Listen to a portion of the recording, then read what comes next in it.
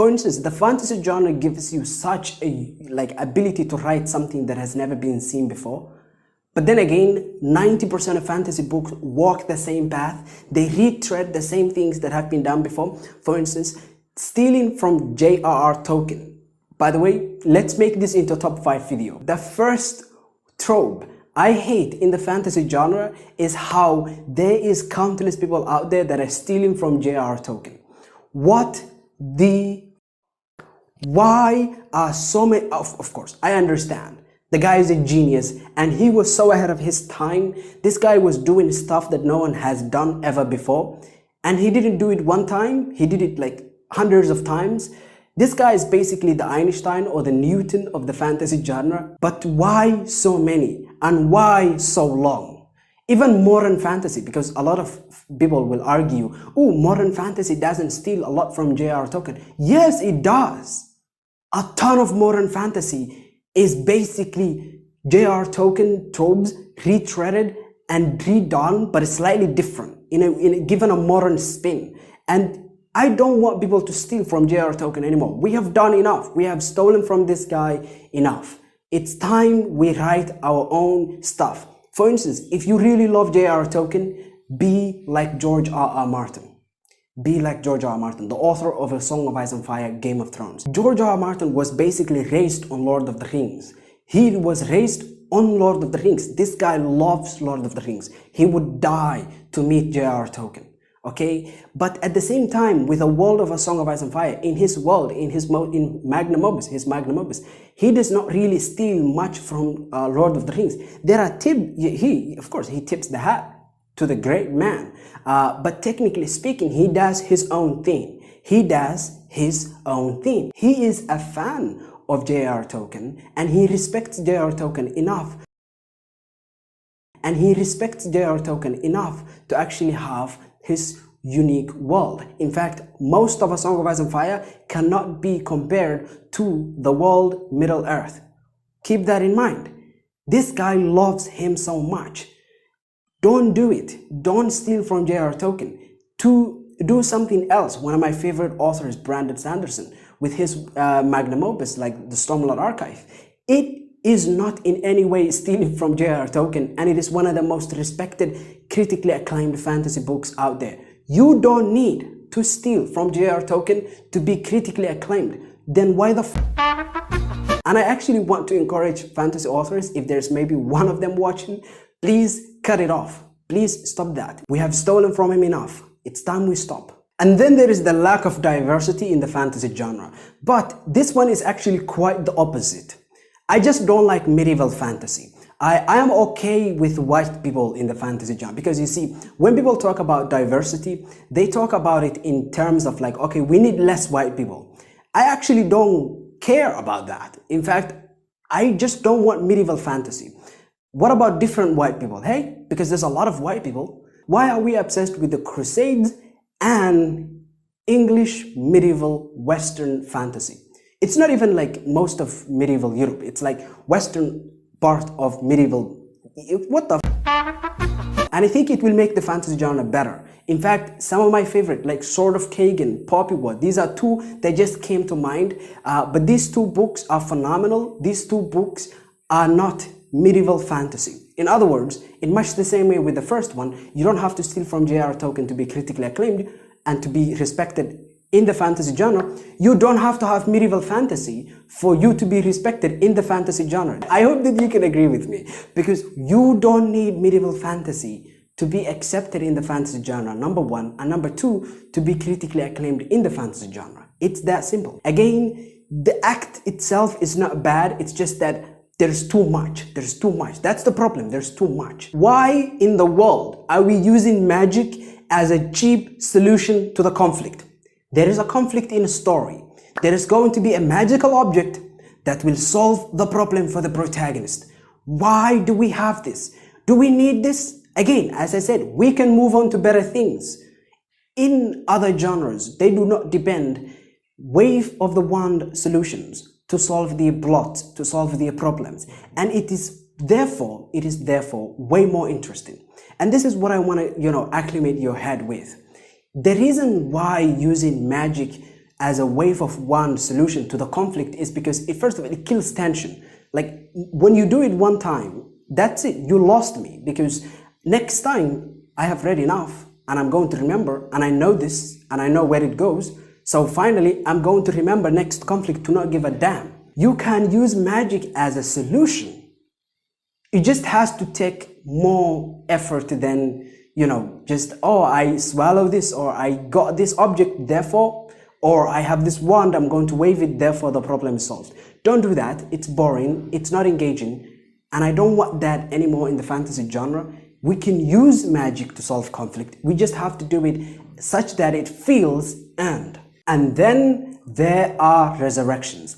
Resurrections. Why? In much the same way, using magic to solve problems in a cheap way, therefore taking away conflict, resurrections, if you just use them, you just told me that your characters, any one of them can come back from the dead. If they are running into a battle, I am not going to be engaged. I am sorry, unless they are Gandalf the White, I am not going to be engaged. It's that simple. It's that simple. I will not be engaged with any further conflict. In fact, that's how much I hate resurrections. Unless there is a cost to coming back. Unless what we have is really not a resurrection, more or less a zombie, right? Because George R. Martin does this with Lady Stoneheart. But guess what? Lady Stoneheart, when she comes back, all we have is a reminder that we lost someone beloved. And that to me it hits hard, bro. It punches hard. Like, that shit is not easy to take. In fact, it's so difficult to take. And so, as I said before, don't steal from J.R.R. Tolkien. A lot of people have done that. It's not engaging, right? And don't have a lot of medieval fantasy. And don't use magic as a cheap solution. All of that is me telling you we can move on and we can do better. And we don't need all of those things to be critically acclaimed. In much the same way, you don't need resurrections. Your story can be better without resurrections. This is a revolutionary idea. Consider not killing your character. Time travel. What in the world are we doing with time travel? Time travel happens so much in fantasy books. We don't need that. Because time travel, just that word, why can't you go back to a point where you can just kill the child version of the villain? Number one. Number two, if you can't do that, you just came up with silly restrictions to time travel, and you just put in yourself, like, again, unless you are a very skilled author, just don't do it. Because again, I think you can figure this out. I think you can do it. You just have to be very skilled. And 99% of people are not very skilled. Therefore, likely you are not the one, you're not the prophecy, it's not going to be you, okay? The greatest people still avoid time travel. I don't know why people are obsessed with it. I don't know why you would want it. I don't see anything good coming out of time travel. And if I see something good coming out of it, it's done by very skilled people. Like thriller writers and science fiction authors are very skilled people who know how to use time travel effectively to achieve very nice result. A lot of people in the fantasy genre, when they use it, they just don't do it as well as those people, and they just end up messing the whole continuity. And they mess up the continuity far worse than, like, being inconsistent with your magic system will ever do. Anything in the world, it will never mess up your plot and the continuity of your world and the consistency, the logical internal consistency of your world, more than time travel. Nothing in the world can. If you know something, please let me know. And so yes, those are 5 fantasy tropes I really don't like. There is something that boils my blood. There's something that pisses me off in fantasy books. My favorite genre, first of all, I want to clarify, is fantasy. I love fantasy more than anything in this world, but I abhor fantasy villains like fire. I hate them. And you see, I didn't know why before this video, but I think I finally nailed it down. It's because fantasy villains are not respected by fantasy authors. I want fantasy authors to start respecting fantasy villains. I want them to give them more attention, because it's all about the protagonist. It's all about the good guy. It's all about this boy and this girl who are the protagonists, who are leading the story. This is boring. This kills the story for me. The protagonist Of course, you should give your protagonist an attention, but the villain should also be given equal attention, if not more. Because at the end of the day, if you have a well-written villain and if you have a well-written protagonist, I promise you, people will be screaming about your well-written villain all the time. Like if you talk about Batman and Joker, like a lot of the people just say, you know, I love Batman. Why? Because he has amazing villains. I mean, what villains does Iron Man have? Okay, I love the character of Iron Man, but his villains are shit. People will love your story because of your villains, because if your villains are well written, they will get the attention. And a lot of the time, people just disrespect the fantasy villain. And I want to talk about why are fantasy villains terrible. But of course, by detailing that, we will be detailing what makes good fantasy villains. So the first thing, the first tenet, the first thing that makes fantasy villains terrible, and it is literally running in the blood of most fantasy villains, is how a lot of them, one more time, a lot of them just do not attack the protagonist directly. It's quite simple. In fact, I learned this from one of my favorite fantasy authors, Jim Butcher, the writer of the Dresden Files. Remember, your antagonist has a goal, and his goal is running exactly counter to whatever your protagonist is. Your antagonist has to be just as driven, has to have just as much perseverance.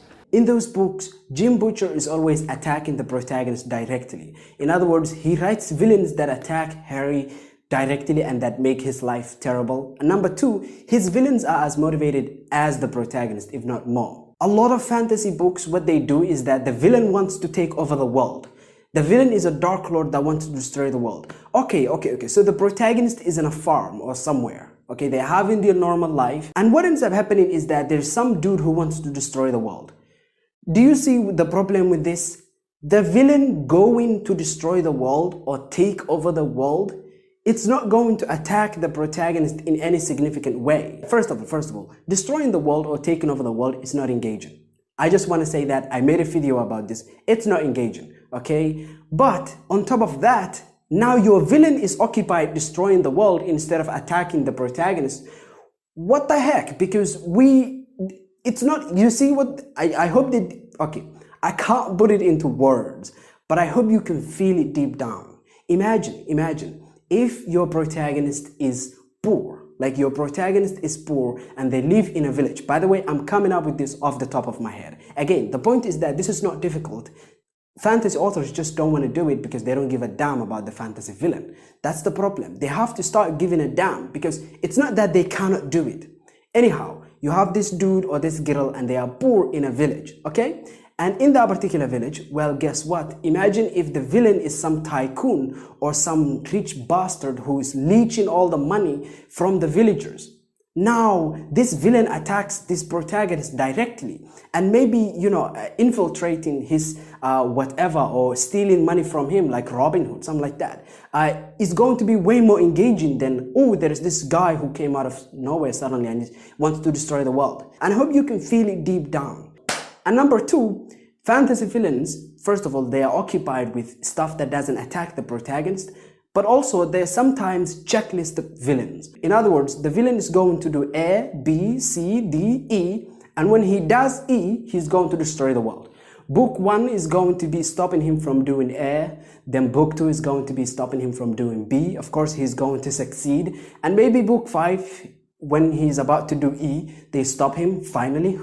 Thank the Lord. The world is saved, everyone. We can go back to our village now. You see what the problem with this? It's predictable. So that's the second problem with fantasy villains. It's that they are checklist villains. Unless you are someone who has experience writing thriller books and you can somehow have proper engaging twists to all of it such that you can make it interesting, I do not think you will have the ability to pull it off. And to make a checklist, a flat checklist, like flat out checklist. I'm going this, then this, then this, then this. And if you don't stop me by then, I would have done whatever terrible, evil thing I would have. Yeah, I do not think if you are not someone who is familiar with writing thriller books, you can pull it off. Generally speaking, you have to be someone very skilled to do it. But a lot of fantasy authors are not very skilled at this. In other words, the villains come off as checklist, terrible, boring villains. A book I recently finished that actually does this very well is Prince of Thorns, Broken Empire. You see, the first problem was actually a villain that does not attack the hero directly. Guess what? Jorg And the reason why he is suffering is that this guy called Renard, his uncle, attacked him and he killed, I don't want to spoil anything, but yeah, this one's kind of given in the synopsis. He attacks and he kills his younger brother and mother. And guess what? Now Jorg is going after him and trying to take him out. Also, Renard is not a checklist villain. He's not like, okay, so I'm going to do this and this and this and this. Like, no, you don't know what Renard is doing. You cannot predict him. And number 2, he's not a checklist villain. And number 4, he attacks Jorg directly. And here's the final one that kind of baffles my mind, which is villains that are evil for the sake of evil. You can be extremely, extremely terrible. What I'm talking about is villains that are evil without any motivation. In other words, fantasy villains are terrible because they lack motivation. So those are the 3 things, right? The first thing is that they do not attack the protagonist directly. Number 2, they are checklist villains. Checklist villains, it requires immense skill to make them interesting. Number 3, well, they are evil for the sake of evil and they have no motivation. It's not interesting, it's boring. I hope you enjoyed this. Have a nice day.